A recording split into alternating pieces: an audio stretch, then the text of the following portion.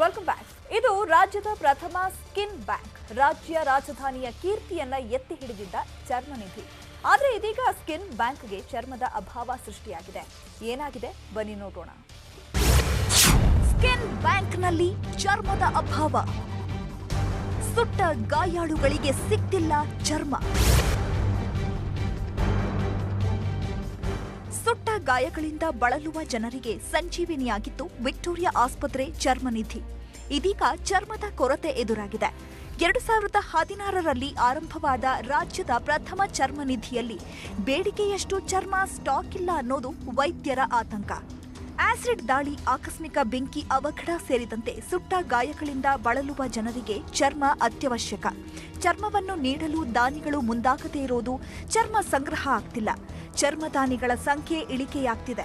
ಸಂಗ್ರಹವಾದ ಚರ್ಮವನ್ನ ಬಳಕೆಗೆ ಯೋಗ್ಯ ಮಾಡುವ ಪ್ರಕ್ರಿಯೆಗೆ ಸಮಯ ಹಿಡಿಯುತ್ತಿದೆ.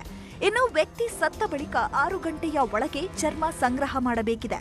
ಈ ಬಗ್ಗೆ ಅರಿವು ಇಲ್ಲದೇ ಇರೋದು ಅಭಾವಕ್ಕೆ ಕಾರಣವಾಗ್ತಿದೆ. ಈಗ ಕಳೆದ ನಾವು 5 ವರ್ಷಗಳಿಂದ ನಮ್ಮ ಸ್ಕಿನ್ ಬ್ಯಾಂಕ್ ಕಾರ್ಯನಿರ್ವಹಿಸ್ತಾ ಇದೆ. ಹಿಂದಿನ ದಿನಗಳಲ್ಲಿ ಹೆಚ್ಚಾಗಿ ಡೊನೇಷನ್ಸ್ ಆಗ್ತಾ ಇತ್ತು. ಮತ್ತು ಕೋವಿಡಲ್ಲಿ ಒಂದು ಸ್ವಲ್ಪ ಬ್ರೇಕ್ ಆಯಿತು 2 ಇಯರ್ಸ್. ಮತ್ತು ಈಗ ಆರ್ಗನ್ ಡೊನೇಷನ್ ಆಗಿರೋದ್ರಿಂದ ಇಂಪ್ರೂವ್ ಆಗ್ತಾಯಿದೆ. ಬಟ್ ನಾವು ಯಾವ ಮಟ್ಟದಲ್ಲಿ ನಾವು ರೀಚ್ ಆಗಬೇಕಾಯಿತು ಅದು ಡೊನೇಷನ್ಸ್ ಆಗ್ತಾಯಿಲ್ಲ.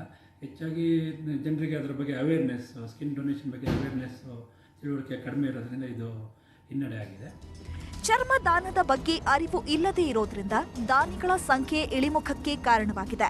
ಇನ್ನಾದರೂ ಜನರು ಜಾಗೃತರಾಗಿ ಮೃತ ವ್ಯಕ್ತಿಗಳ ಚರ್ಮವನ್ನು ದಾನ ಮಾಡಿದ್ರೆ ಉತ್ತಮ.